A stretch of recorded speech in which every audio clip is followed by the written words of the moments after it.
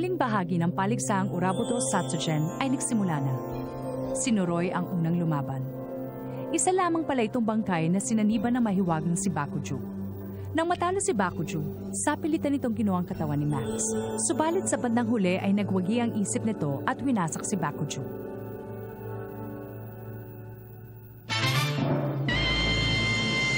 Ang dalawang master ng mapanganib na Yomon Ken.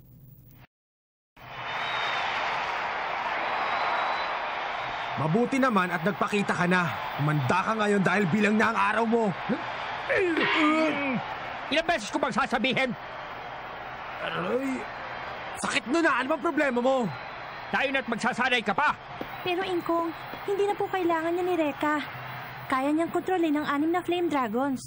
Tama yon. Nakita mo na ba ang mga ito? Huwag mo ipagmalaki sa akin ang mga yan dahil hindi mo na sila maasahan ngayon.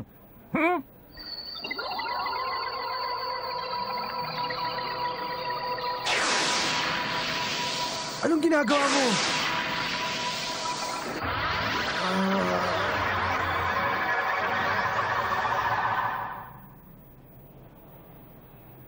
Ang mga tatak ng dragon.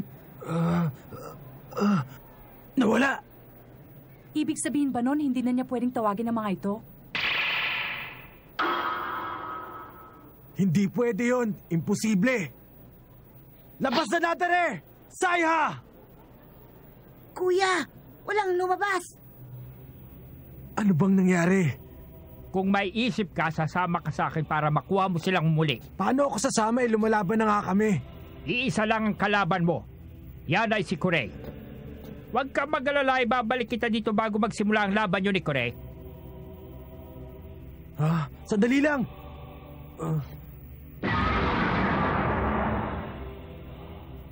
Oh, ano pang hinihintay mo? Sundan mo na siya, Reka. Ira. Magtiwala ka. Sumunod ka sa matandang yon dahil hindi siya isang kalaban. Oo nga, Kuya. Siya yung nagbigay ng mahiwagas ang data sa akin. At isa pa, hindi ka rin mananalo kay Kurei kung wala ang Flame Dragons mo. At habang wala ka, kami munang bahala dito. Pero, salamat. Patawarin niyo ako.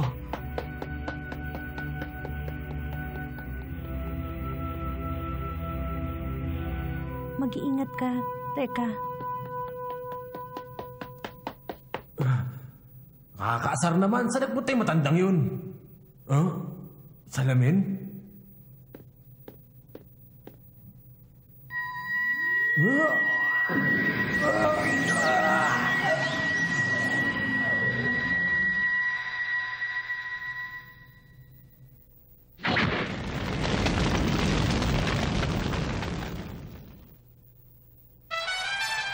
Narito po tayo sa huling bahagi ng paligsaang Urabuto Satsugen.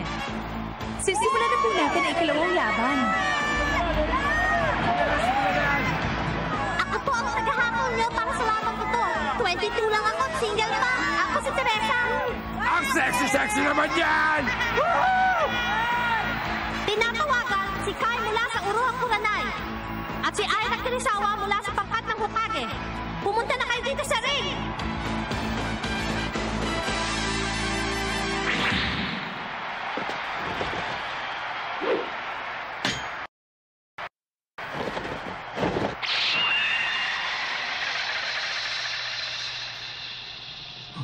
Ang espadang yun. Malalaman mo bukas ang katotohanan, maging ang taong pumaslang sa iyong kapatid. Siya na nga yun. Sige na nga! Para pagpawisan na ako! Sandali! Ibigay mo na sa akin to, Ira! Sandali lang, Dylan!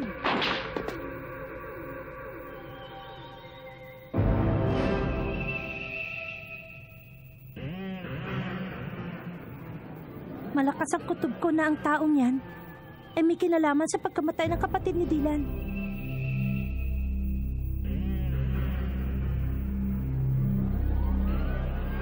Referee, si Ira Kirisawa ang dapat lumaban.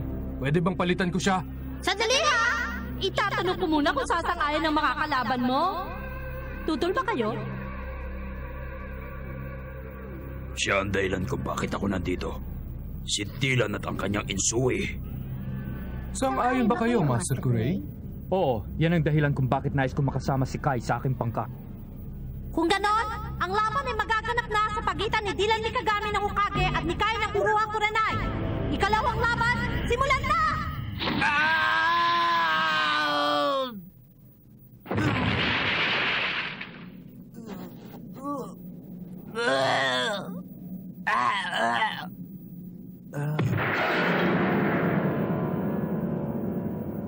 Teka, nasan ako?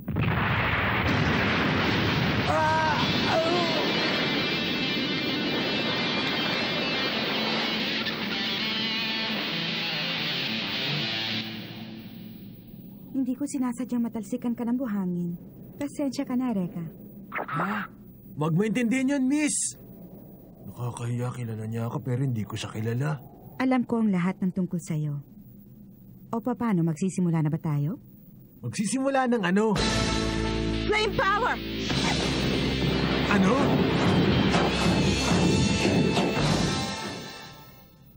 Wala naman akong away sa'yo Anong problema mo? Gusto mong mabalik ang mga dragon mo sa'yo, hindi ba? Labanan mo sila, huwag kang magtago.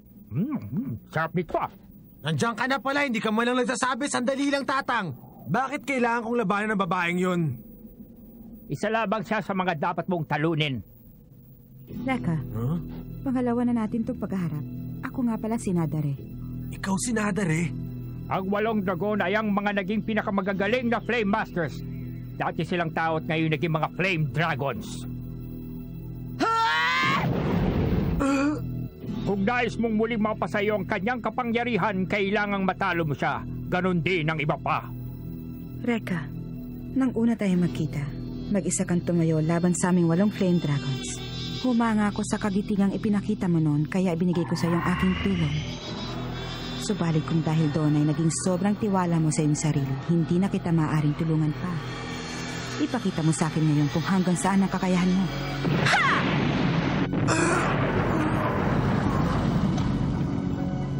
Huwag niyo akong iismulin!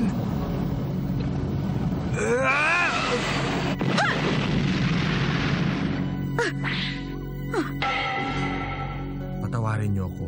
Umasa ako ng gusto sa mga tulong na ibinibigay niyo sa akin. Pero sana maintindihan niyo na mas lalo ko kayong kailangan ngayon para matalo si Kurei. Pakiusap, bumalik na kayo. Maswerte ka at napahanga ko sa iyong katapatan. Lumaban ka para sa ikabubuti ng marami.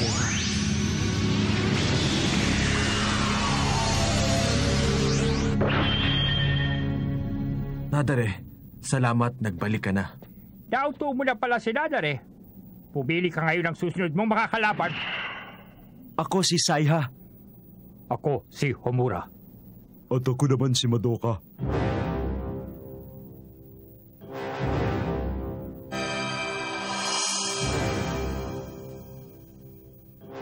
Pagkatapos, sasagutin mo ang mga tanong ko. Umaasa ka pa ba na gagawin ko sinasabi mo? Hindi kita pipilitin dahil kusa mo sasabihin.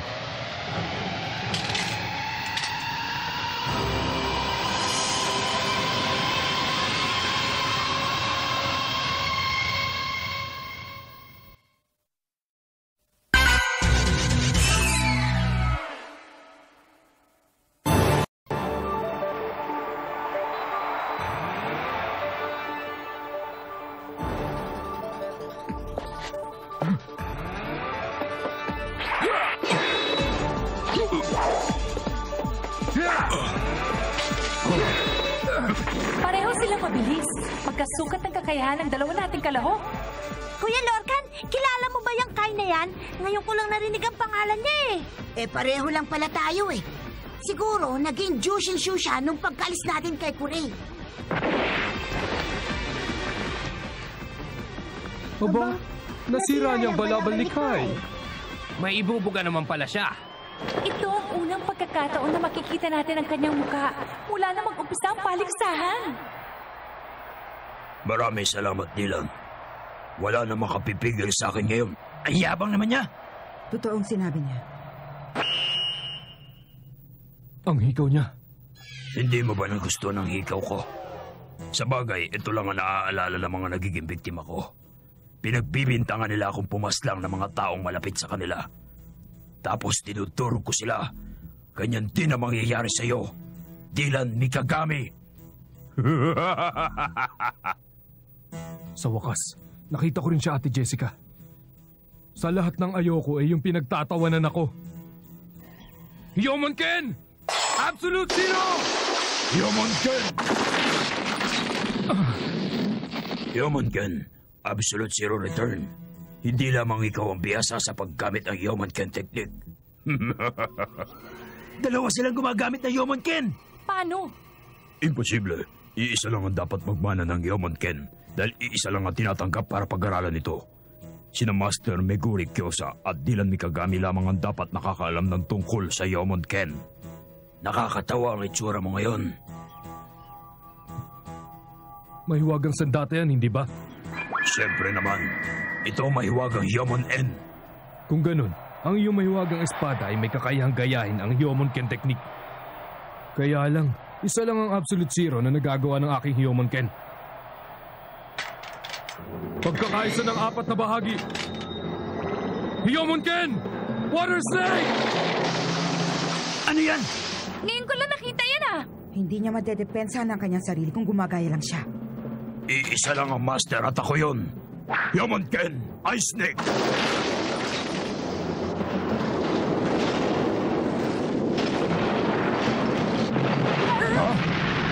Pareho sila ng teknik. Hindi magkapareho. Ang ginagawa ni Kai ay isang ice snake. Mas malakas pa ito kaysa sa ginawa ni Dylan. Ang ibig mo sabihin, Master?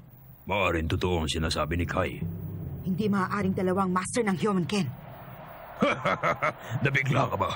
Ang Yomonken ni Meguri Kyosa ay pinamana sa ating dalawa. Pero mas nakakalamang ako sa iyo dahil bihasa na ako sa Yomonken bago ka pa natuto nito. Tawagin mo na lang akong kuya.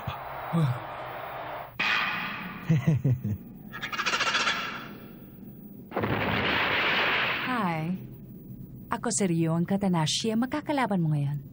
Ano? Huwag mong sabihing hindi ka pa rin sanay makipaglaban sa isang babae. Mahihirapan ako ng gusto nito. Nakakatawa ka talaga, Master. I'm pretty sure you're going to like this. Please, stop it! You're torturing me! How can I fight a naked woman? Remember, ninjas have been trained to deceive and distract the enemy. And if you can be distracted by a little bit of skin, then you're still just an amateur. Bakit hindi ka pa sumuko? Aking bunsong kapatid. Wala akong pakialam kahit na sino ka pa. Maipaghihiganti ko na rin ngayon ang aking kapatid. Naloko na. Delikado kapag pinairal niya ang kanyang galit. Si Master Kyosa na pinagtiwalaan niya ay nagsinungaling sa kanya.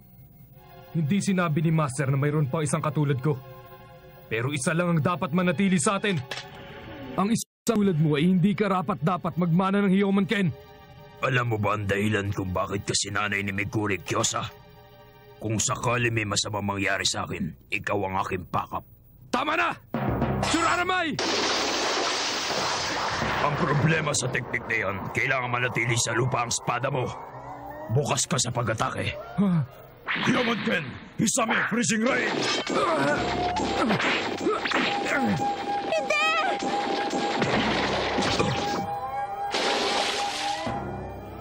Ang Water Shadow technique. Magaling, pero hindi ka magtatagal. Ito ngayon ang tanggapin mo. Pagkakaisa ng 4 na bahagi ng Yomonken. Water Snake niya naman. Talagang wala kang kadala-dala, no? Icicle Snake! Oh. Ibang klaseng teknik na yon. Kombinasyon ng kanyang Yomonken Churaramay Water Snake. Mananalo na si Dylan! Ipinuhos na niya ang lahat ng kanyang lakas sa teknik na ito. Kapag hindi pa niya natalo si Kai, maaaring... Ako ang Master! Yomonen Ice Barrier!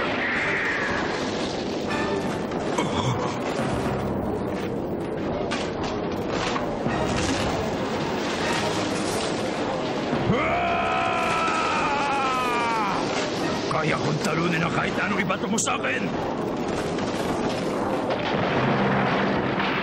Ano? Nakita mo na? Kuya Dylan! Naloko na. Naubos na ang tubig sa kanya, Insui. Mukhang natuyo na ang iyong mahiwagang Insui. Para sa akin tagumpay! Ha? Hindi! Pulong Insui, yan ang sarili mong dugo! Para sa aking kapatid!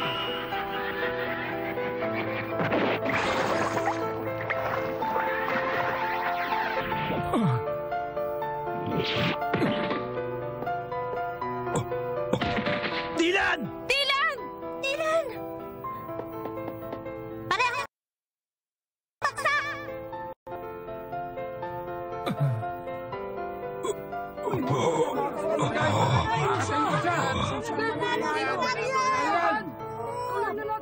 Mananatili ako upang maging tagapagmana ng Yomonken.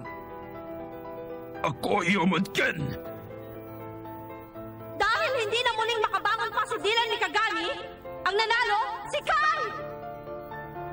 Bumagsak po si Dylan, mga kaibigan. Ang pangkat ng Uruhang Kurenai ang nanalo sa labang ito. Paano mo nalaman? Hindi ako ang dapat. Sabihin mo sa akin, bakit Dylan? Bakit? Master, ang huling tira ni Dylan kanina. Oo. Nagkaroon siya ng pagkakataon para tapusin si Kai kanina. Subalit pinigilan niya ang kanyang sarili. Hindi ko alam kung bakit nangyari yun. Dylan! Okay ka lang ba? Dylan! Huwag akong intindihin niyo. Grabe ang tama ni Kai. Ha? Pero hindi ba sabi mo siya pumatay sa kapatid mo? Bakit namin gagawin yun? Hindi. Hindi siyang pumatay. Nalaman mo rin pala. Nalaman ko pero huli na. At hanggang sa huling sandali ay ihahabilin mo ko sa iyong mga kasama. Kahanga-hanga. Bakit pinaniwala mo ako na ikaw ang pumatay sa kapatid ko? Ano bang bahagi ng kwento mo ang totoo? Ako ang tunay na tagapagmana ng Hyomonken ni Meguri Kyosa. Subalit na makita ka niya. Nakita niya ang iyong potensyal at naisip niyang ikaw ang mas karapat-dapat na maging tagapagmana ng Hyomonken. Pagkatapos ay binaliwala niya ako. Hinayaan niya ako mabuhay upang maging kahalili mo kung sakaling nagkamali siya sa pagpili sa iyo. Para niya akong sinampal sa mukha. Ayoko maging kahalili lamang ng isang tao na 10 taon na pagkabata sa akin. Kaya ngayon, ninais ko mapatunayan mo sa akin kung ikaw nga ay talagang karapat-dapat at kung gaano ka kagaling, Dylan. Kaya naman pala nagpanggap siya kanina. Ngayon ay lubos ko na nauunawaan. Ikaw ang mas karapat-dapat kaysa sa akin. Pero ikaw ang nanalo. Huwag mo na akong kaawaan. Alam nating pareho na pinigilan mo lang ang sarili mo kanina. Saan ka pupunta? Isa lang ang maaaring maging tagapagmana. Total, hindi rin magtatagal ang aking buhay. Kai! Iiwan ko sa iyo ang isang katotohanan. Ang taong pumaslang sa iyong kapatid ay si Meguri Kyosa. Hindi totoo yan. Dahil sa hangarin mo makapagiganti, madaling tumaas ang iyong kakayahan. Yun ang nais mangyari ni Kyosa nang paslangin niya ang iyong kapatid. Dylan Mikagami, ikinararangal kong ikaw ang aking naging huling kalaban. Sana'y matapos ang iyong paghihiganti. Paalam. Kai!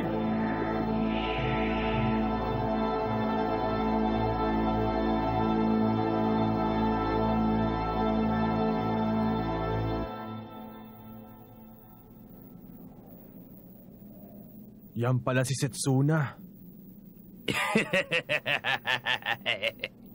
Tumayo ka na dyan, Tatang, dahil ikaw na ang isusunod ko. Sige na. Ako? Alam ko kung sino kang talaga, kaya kukunin ko ang kapangyarihan mo. Okay? Ako? Tama ka.